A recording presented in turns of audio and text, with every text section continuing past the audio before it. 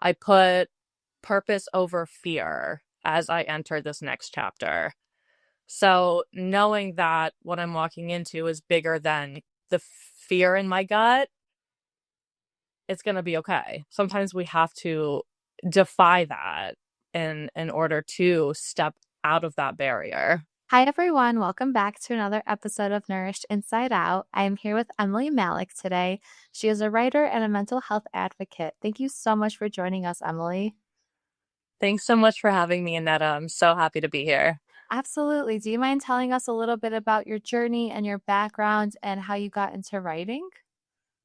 Yeah, so I've always had like a knack and a gift for writing. I never really went free form with it until last year. Prior to that, I was in the mental health field, in social work, and I spent about 10 years there working with youth and adolescents. So I have a lot of experience through all phases, really, of different stages and phases of healing. So after I left that field, I decided to kind of restore my own system because it was such heavy work. I was like, okay, I think I have to pause, step back. And from that, I was like, I think it's time. I think it's time to write this book that I've been dreaming about forever. So throughout all of 2024, I wrote Soft Girl Era, Mind Maps to the Heart, and she's finally ready. That's incredible. How long were you in the mental health industry and what do you typically tend to write about? So I tend to write about my personal experiences. Okay. I find that my years in the mental health field often like tie into it, or I'll like have a moment that comes to me from the past and I'm like, oh my gosh, like I've seen this work. How can I tell this story? I like to use analogies and metaphors. Getting our thoughts down on paper is a really cool tool in trying to untangle the mess that our brains can become sometimes. Yeah, I really am a huge advocate for journaling or writing things down, whether it's if you're on the go, like a quick note in your phone or on a piece of paper. How has your journey evolved since being there? Like, what was the process of writing your book? And if you don't mind sharing some of those personal experiences that have helped shape you to where you are now. What prompted me to initially slow down was the diagnosis of POTS. It's an autonomic dysfunction. So I needed to kind of rest and restore on like a cellular level. It was a period of deep rest, but also deep healing.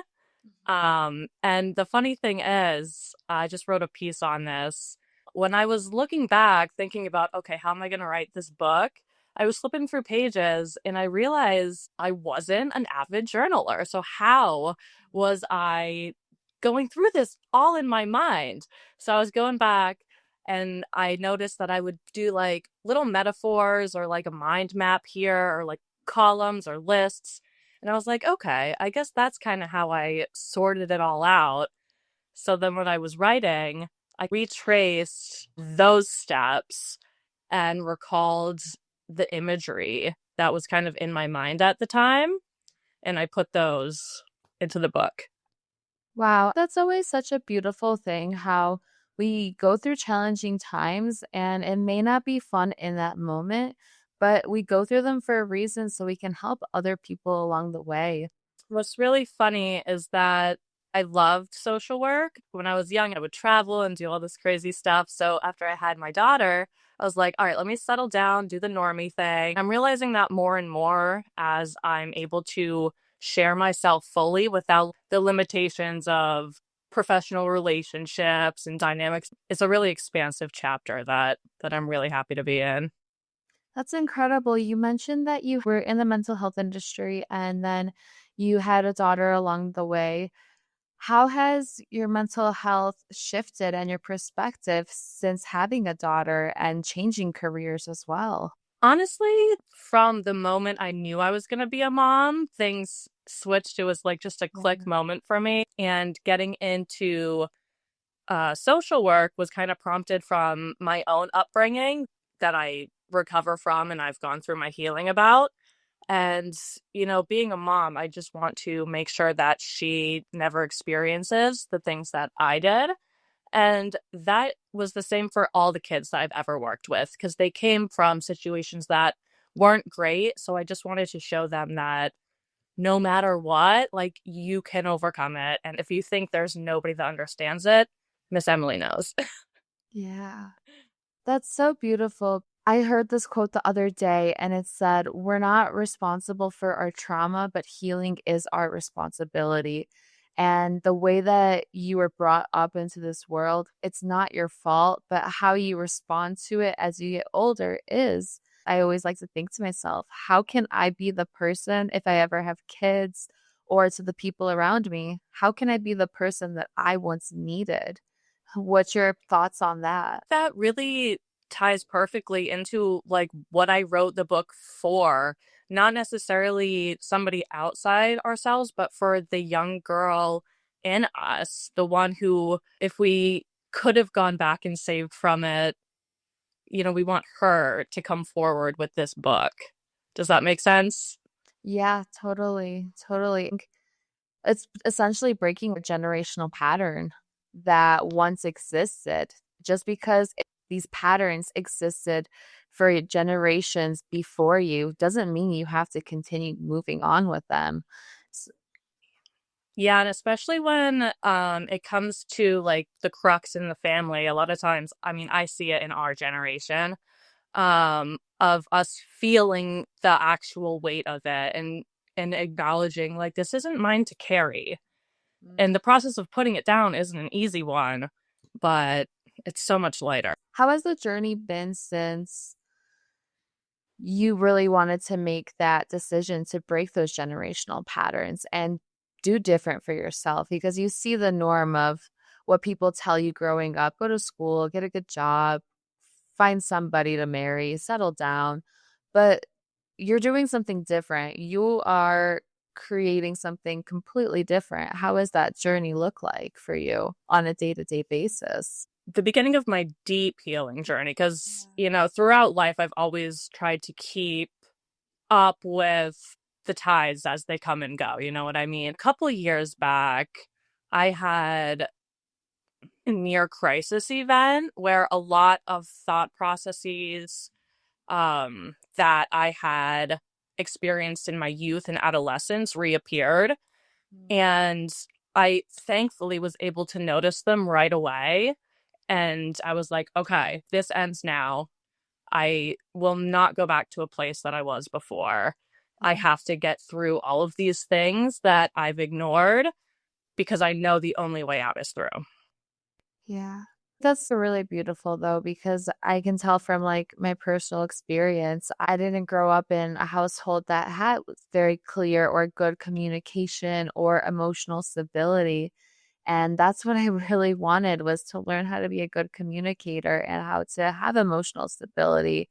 And I think a lot of times in life we get blessed with these challenges that don't seem like blessings in the moment, but when you ask for something, like if you ask for patience, you're going to be given challenges that test your patience to see if you really want it.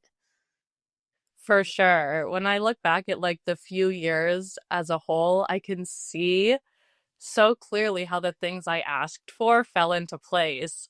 But as they were falling, it felt like the world was crumbling. Yeah, that's so funny. I have a roommate and she loves plants. So she put this plant in my room and I don't take that much time to water it, only when she reminds me. It's just not something I think about all the time.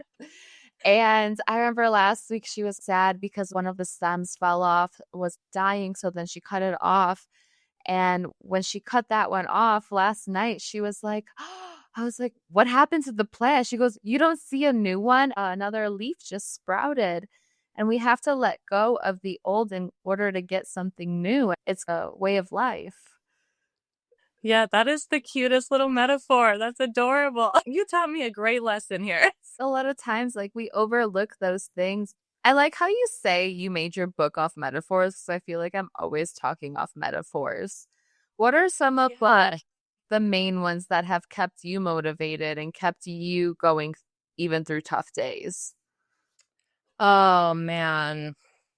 So thinking about the ocean, waves, tides as they come and go is a big one for me. Yeah. I like to use that when I have like big emotions come in. I use them to remind myself that they're here right now, but they're not going to stay. Mm. Like they will pass and more will probably come, but it'll be all right. I really love that. And I really love the idea when I think about like self growth and like journeying through myself. I kind of picture like a woodland scene where it's like it gets murky or muddy, but there's like just like pools of inspiration and just like a super magical land. You just said like the muddy or the woodlands, it can look not very inviting or very welcoming. But if you really dive deep in, you can see that there are positives to it. There's probably little beautiful flowers here and there, or random puddles of water that you can see a reflection or see maybe even a little rainbow. And I think a lot of times, I guess, as humans, we just need to look for the positive more than the negative. Yeah, I think so too. And that's, part of the gift I got with slowing down my life is more time to notice those things and really appreciate them. Because I think the more we sit in them, you know, it's a practice in mindfulness, but it's also a practice in like breathing and being still and appreciating like the tiny things that happen everywhere all the time. I never really thought about this, but I learned this the other day. And the person was saying that you don't talk when you breathe in. 'Cause, like if you try to breathe in, like take a deep breath and try to talk, it doesn't happen. You talk when you breathe out. And that's when you're releasing and creating space. And I think that's also the same thing. It's like we need to release things and release the negative in order to make room for the positive. Definitely, definitely. And I think, a lot of things like we were saying before, they're not ours, but we carry them. And those are the first little leaves that have to get pruned, I think. Yeah. What are some like things that have helped you along on your journey? Like, is it trying new hobbies, affirmations? I know you mentioned journaling, Mhm. community. Yeah, I've gotten like so crazy into journaling from a year ago. When I was writing that article the other day, I was like, how did I even survive not journaling every single day? So that absolutely helps. Now I keep like four different journals for all different things. I also love affirmations and mantras. I find those once you like find one that works for you and you work it in, they're so great for like intercepting negative thoughts or, if you're having a bad morning, kind of resetting. So we're not dragging a bad moment into the rest of the day. Also, quiet time is so valuable for me as a mom and as like a creative. My brain is always going. So any chance I get to like quiet that and nurture it is restful. Nice. Do you like to do meditation? I do meditations. I like this guided meditation I've shared on Substack before. It's a chakra meditation. That has been one of my favorites for probably over a decade. That's incredible. I think there's so much value and so much power when you can calm your mind and just sit there with your thoughts and be comfortable. For like the longest time, I think just sitting there with, like, I'm a big music person. I love music and I always have something playing, but then I always have to tell myself, no, just take a shower with no music and just really be there in the present or eat your breakfast without any background noise. What's your take on that? Yeah, I used to actually like listen to music all the time, but lately that's tapered out. I like your line of thought there because it's kind of similar to how I frame it is like mindful this, mindful that. My showers are always sacred space. Yeah. Just a couple weeks ago, I started implementing mindful cleaning. So like I didn't put music on when I was cleaning. And I just like really was like thoughtful about where things go and if they even have a place anymore and things like that. And it was actually a really nice experience.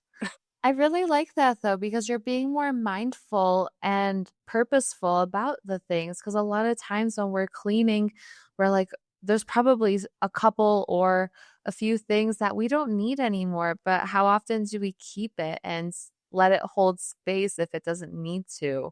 So I actually really like the mindful cleaning of not listening to music and just being there with yourself. That's beautiful. Where do you mainly write? You mentioned you wrote a book and Substack. Do you mainly write on Substack? Yeah, so I mainly write on Substack. I'm in the beginning stages of making a Patreon. I'm hoping to get other creators in there and we can all just kind of work together and collab on a bunch, like whatever we're really dreaming of. I think through Substack, I'm finding so many people who are on the same wavelength as me and who care about the same things and hold the same passion. Mhm. So I really, really love the community building. Substack is so great for that. So I'm hoping to take some of it over to Patreon. That's incredible. Like, community is the biggest thing. How has community been for you from being a mental health advocate and working in the mental health space to being a mom? Because that's also a whole different life shift. I've pretty much stayed introverted most of my life. When I was young, that was what was safe. And then, it moving into the mental health field, you kind of have to be reserved to a certain degree to like maintain that professional demeanor. Sure. Switching out to really just running the show myself and just going from the heart and saying what I want and doing it the way that feels right to me. It's like such a shock, but I'm loving it. I love it. Yeah, that's super cool though. I'm not friends with a lot of people who are therapists or social workers, but from the people that I've come across, they do seem a little bit more reserved, and that totally makes sense because of the work that they do, going from that to having to be outgoing because now you have a child who's learning to talk and to walk and learning everything. My daughter is such a social butterfly too, and like neither her father or myself have ever like claimed to be that type. So even when she was like a toddler, she'd be like going up to people and like starting conversations. And I'd be like, oh my God, please no. So that's what makes like releasing this book and growing a community and finding other communities to be a part of, it's a massive step in my journey because I've never been comfortable to do it before. There's so much beauty that lies outside of the comfort zone. We think that the comfort zone initially is like, oh, it's a really cool space because it's a safe space. But there's so much more beauty and so much more life outside of the comfort zone. What are some things that have helped you step outside of your comfort zone to do these kinds of things? A big push was obviously finishing the book. I was like, I have to get it out there. After that, I found Substack and just seeing that it's possible and just like other people just like me have so much to say and it's worth sharing because people will find it and resonate with it and it might change something for them. So it's 100% worth the gamble to just put it out there. Yeah, I think that's really true is like learning how to heal yourself and heal your wounds. They don't have to be completely healed, but heal them to a point where you can now help others. And I think that's like a really beautiful thing about writing. I was a hairstylist a few years ago and I wasn't a writer, but I really enjoyed educating my clients. And that's what made me stick out as a hairstylist to be different. But I can only take so many clients in a day and educate them so much. When we take our personal experiences and we put it into writing, you can help so many other people. And it's a beautiful thing when you step outside of your comfort zone for selfless reasons as well. Yeah, it definitely is when you have so much in your heart that you want to offer, it comes from a place of selflessness. That's one big thing. I'm just remembering now, I did a mantra a couple months back. It was something I put purpose over fear as I enter this next chapter.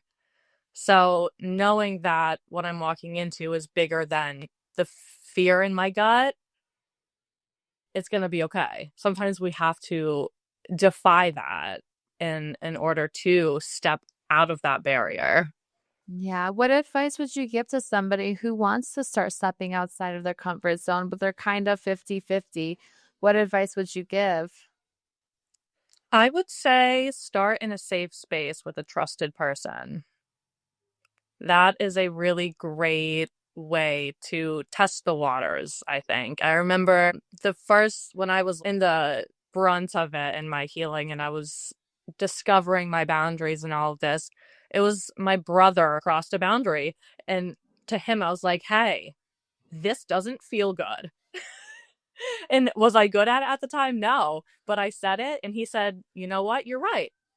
I'm sorry. And I was like, oh my God, the world is still under my feet. Yeah. So if you have a safe person, just get a little sillier, get a little more honest, and you know, it'll be okay. I really resonate with what you said of you set a boundary, you told somebody, and you were like, wow, they listened. Like the world is still under my feet. Boundaries can be really scary if we're not used to them or taught them growing up.